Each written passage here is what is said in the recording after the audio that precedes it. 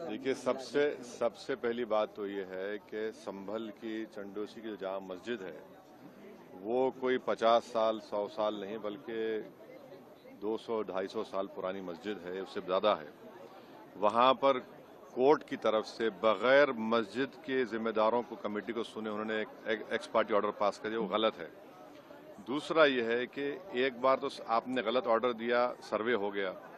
दूसरा सर्वे जब किया आपने किसी को इत्तला नहीं दी।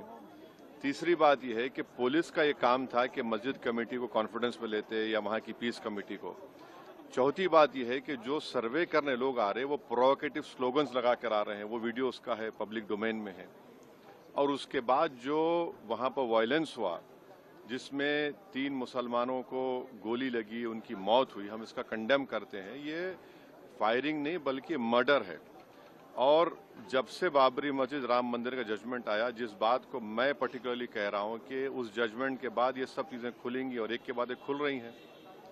एएसआई प्रोटेक्टेड मॉन्यूमेंट सब बातें कर रहे हैं, क्या एएसआई के कानून में नहीं है कि आप उसका रिलीजियस नेचर चेंज नहीं, कैरेक्टर चेंज नहीं कर सकते? किस बुनियाद पे कर रहे हैं ये? और आप किस बुनियाद पर अपने फेथ को दूसरों पे थोपेंगे? भाई, कानून कोई चीज है ही नहीं है। जिस दिन कोर्ट में सुनवाई होती है उसी दिन ऑर्डर हो जाता है, उस दिन सर्वे भी हो जाता है। ये तो 1948 में ऐसे ही हुआ था बाबरी मस्जिद में। तो ये जो फायरिंग हुई है ये फायरिंग नहीं है, मर्डर है। और जो भी ऑफिसर्स इन्वॉल्व है उनको सस्पेंड करना चाहिए और एक सिटिंग हाई कोर्ट जज से उसकी इंक्वायरी होनी चाहिए।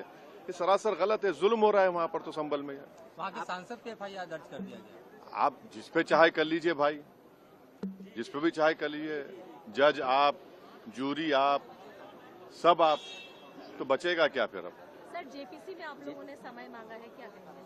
जी, जैसा अभी आपने हमारे डेलीगेशन तरफ से बोला गया है, मैं उसको रिपीट करना नहीं चाहता। मगर स्पीकर साहब ने बड़ी इत्मीनान से हमारी पूरी जितने मेंबर्स 11 नॉन बीजेपी एमपीज गए थे उनकी बात को सुना। वो बोले कि इसके ऊपर कंसिडर करेंगे और हमको उम्मीद है कि ऑनरेबल स्पीकर साहब इसका टेन्योर बढ़ाएंगे। क्योंकि आप देखिए, बंगाल नहीं गई कमेटी, बिहार हम लोग नहीं गए, उत्तर प्रदेश में शिया वक्फ की प्रॉपर्टीज को हमने नहीं देखा। तो ऐसे कई, दिल्ली के मंत्री को बुलाना है, ऐसे कई स्टेट्स है जहां पर कमेटी को जाना चाहिए। वो स्टेक होल्डर्स हैं, उनकी बात को सुनना बहुत जरूरी है। सर, वक्फ बोर्ड अमेंडमेंट बिल को लेकर आप क्या सोचते हैं? क्योंकि लगातार सरकार की तरफ से यही कहा गया कि जो मुस्लिम है, जनता है, उनके हित में है, मुसलमान जो है उनके। अभी ये कानून बना नहीं, आप देख लिए संभल में क्या हो गया है।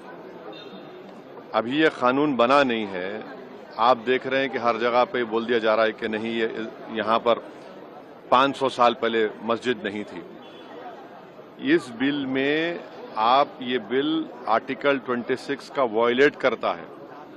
ये संविधान के फंडामेंटल राइट का 26 का ग्रेव वायलेशन है। ये बिल कलेक्टर को इतने पावर्स दे रहा है कि कलेक्टर तय करेगा कि कौन सी वक्फ प्रॉपर्टी है नहीं है। ये कैसे होगा?